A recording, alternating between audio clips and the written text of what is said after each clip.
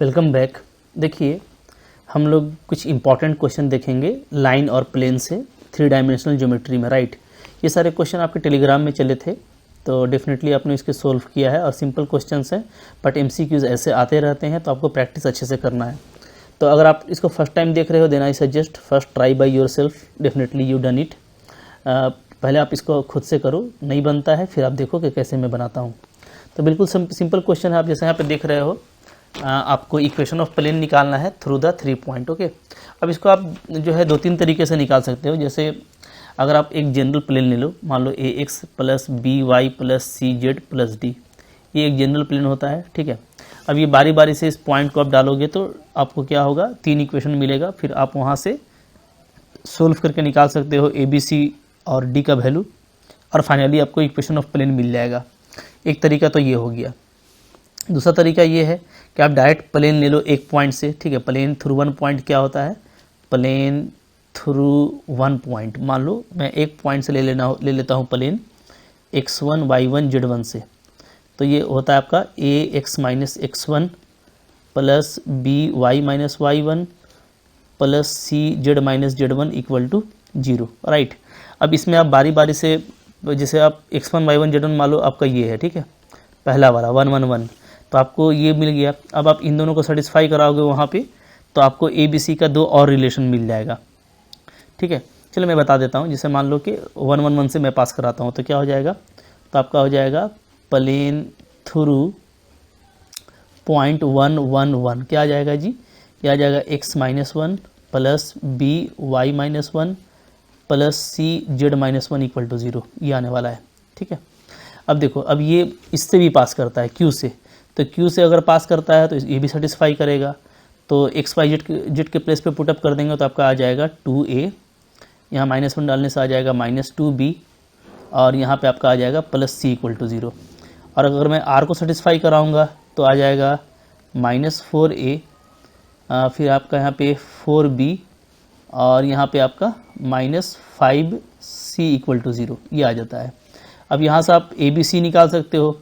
जैसे मैं ऐसे निकाल सकता हूँ, ए क्या आ जाएगा 10 - 4, राइट। फिर बी क्या आ जाएगा, तो -b लेते हैं, तो आपका आ जाएगा -10 और +4, तो -10 और +4, और सी बाई मेरा क्या आ जाएगा, यहाँ से आप देखोगे तो 8 और -8, 4 2 जा 8 और फिर से -8, ओके। तो ये आ रहा है। तो अब जैसे यहाँ से ए बी सी का वैल्यू निकालना है, तो डेफिनेटली आप देखोगे कि ए क्या आ रहा है, तो ए आपका आ जाएगा, मैं पूरा को अगर के ले लूँ तो ए मेरा आ जाता है 6k, बी भी देखोगे तो 6k आ जाएगा, और सी आपका आ जाएगा 0। अब इसको आप फाइनली पुटअप कर दो इसी में, ठीक है। इसमें पुटअप कर देंगे तो क्या आ जाएगा, तो के तो आपका हट जाएगा, तो आपका बचने वाला है सिर्फ 6x minus 1 plus 6y minus 1, सी तो 0 है, तो आपका इक्वल टू 0। यहाँ से आप ये चला आया। अब आप यहाँ से देखोगे तो 6x plus 6y, right, -12 equal to 0 आता है। यहाँ से आप देखोगे तो x plus y -2 equal to 0, ये आ रहा है। तो करेक्ट ऑप्शन क्या है आपका, ऑप्शन नंबर डी। तो देखो, ये जो तरीका है, इस तरीके से भी आप प्लेन का इक्वेशन काफ़ी आसानी से निकाल सकते हो, ठीक है। अच्छा, अब मैं ये बोल रहा था कि एक और तरीका है जिससे आप अगेन इसको फाइंड आउट कर सकते हो, तो वो कैसे होगा। तो जैसे मान लो कि जो तीसरा तरीका है वो भी इजी ही तरीका है। उसके लिए फॉर्मूला ये होता है x minus x1 y minus y1 z minus z1, ये ले लो। नीचे ले लो x2 minus x1 y2 minus y1 z2 minus z1, फिर आप ले लो x3 minus x1 y3 minus y1 और z3 माइनस z1, ठीक है। ये पूरा डिटर्मिनांट है, इक्वल टू 0 कर दोगे ना, तो इससे भी एग्जैक्टली वही आंसर आएगा।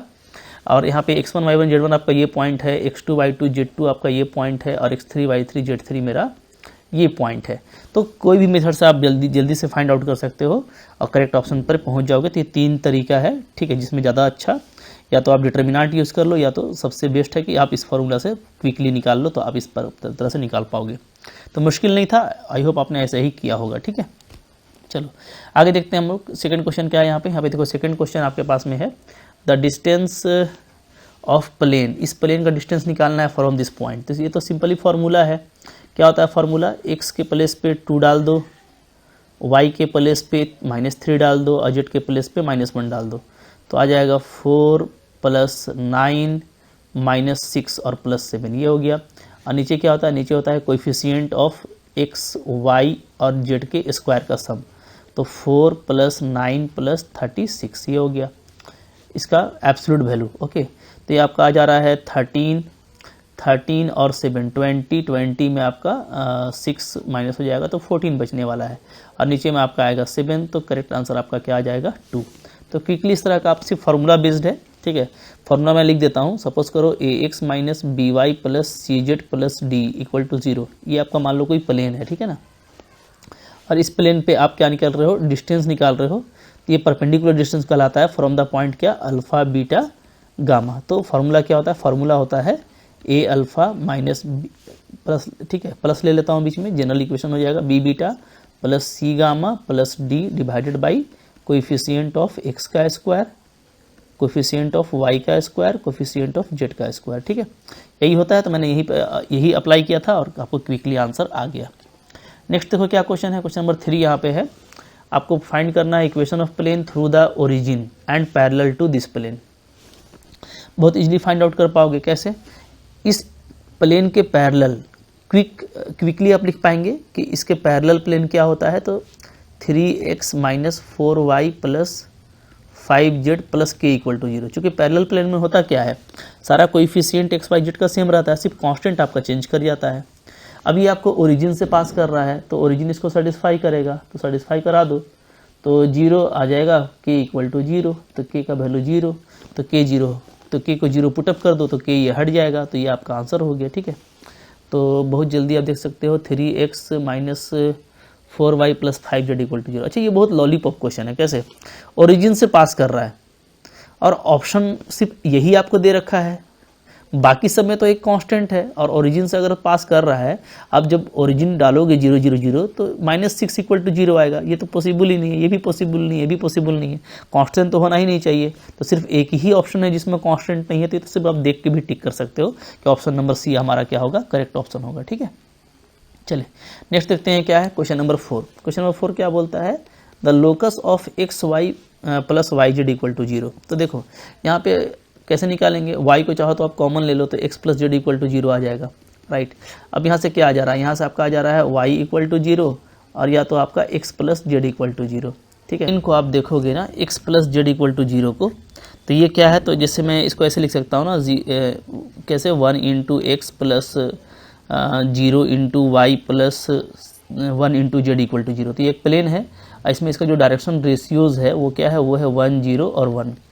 इसको आप देखोगे ये y = 0 है, तो इसको आप लिख सकते हो कैसे करके, सिंपली ऐसे लिख सकते हो 0x × 1 × y + 0 × z = 0। तो यहाँ पे जो डायरेक्शन रेशियो है वो आपका क्या आ रहा है, वो आपका आ रहा है 0 1 0। अब इन दोनों का जो प्रोडक्ट है, ठीक है, इन दोनों का प्रोडक्ट क्या आएगा, वो आपका 0 आ जाएगा, ओके। तो प्रोडक्ट अगर 0 हो तो क्या होता है, थीटा π/2 होता है। तो दोनों प्लेन है और दोनों प्लेन के बीच एंगल 90 डिग्री है, so it is a pair of perpendicular plane. आपका डी नंबर ऑप्शन करेक्ट है। तो आगे देखते हैं, नेक्स्ट क्वेश्चन नंबर क्या है, 5। तो 5 देखो काफ़ी फेमस क्वेश्चन है, कई बार एग्जाम में आया हुआ है।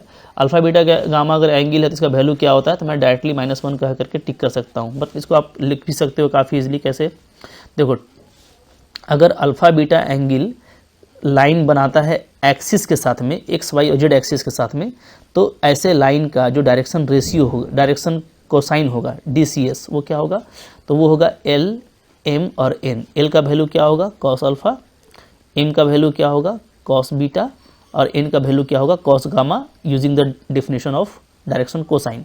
अब हमको ये पता है कि L स्क्वायर M स्क्वायर और N स्क्वायर क्या होता है, 1 होता है।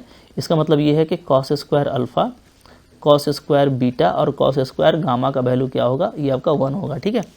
अब देखो यहाँ पे cos 2 अल्फा को क्या लिख सकता हूँ, इसको लिख सकता हूँ 2 cos square alpha -1 using trigonometry formula. ये आपका हो जाएगा 2 cos स्क्वायर बीटा -1 और ये आपका हो जाएगा 2 cos स्क्वायर गामा -1, राइट, -1। अब देखो यहाँ पे आप 2 को कॉमन ले लो और आप इसको एक साथ लिख लो, cos square alpha, cos square beta, cos square gamma, okay. Minus में क्या आ रहा है, माइनस में 3 आ रहा है, इक्वल टू -1। तो यहाँ से इसका वैल्यू तो आपको 1 पता है, यहाँ पे -3 = -1। अच्छा ये वैल्यू तो मेरे को निकालना था ना, इसको लेके मैं क्यों चल रहा हूँ भाई, इसको तो मेरे को फाइंड करना है, इसको इधर ही रहने दो, ठीक है। चलो तो यही मेरा वैल्यू आ गया, तो वैल्यू क्या आ गया, तो वैल्यू आपका आ गया 2 - 3 यानी क्या आपका -1। इसलिए मैंने देखते ही कह दिया था कि -1 इसका क्या है, करेक्ट ऑप्शन है। चाहो तो आप ऐसे बना सकते हो, ठीक है। नेक्स्ट देखो क्या क्वेश्चन है, क्वेश्चन नंबर 6 क्या है ये, द प्लेन, ये जो प्लेन है ये साइन इनवर्स अल्फा एंगल बनाता है विथ एक्स एक्सिस। तो भैया प्लेन का DRS देख लो, प्लेन का डायरेक्शन रेशियो क्या है, एनी नॉर्मल का डायरेक्शन रेशियो है 2 - 3 6, it is direction ratio of any normal to this plane.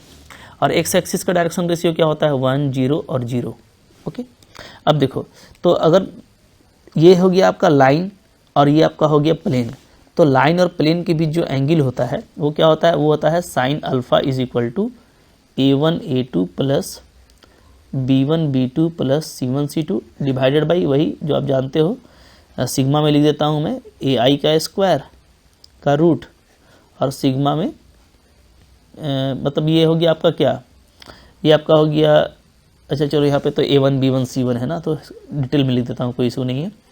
तो ये आपका हो जाएगा ये A1 square B1 square C1 square, और ये आपका हो जाएगा A2 स्क्वायर B2 स्क्वायर और C2 स्क्वायर, ठीक है जी। ये फॉर्मूला आपको पता है। अब यहाँ पे देखो साइन अल्फा इक्वल टू क्या हो जाएगा आपको, ये हो गया मान लो A1 B1 C1, और ये मेरा मान लो हो गया A2 B2 C2, तो मल्टीप्लाई कर दो, करस्पॉन्डिंग मल्टीप्लिकेशन है ना।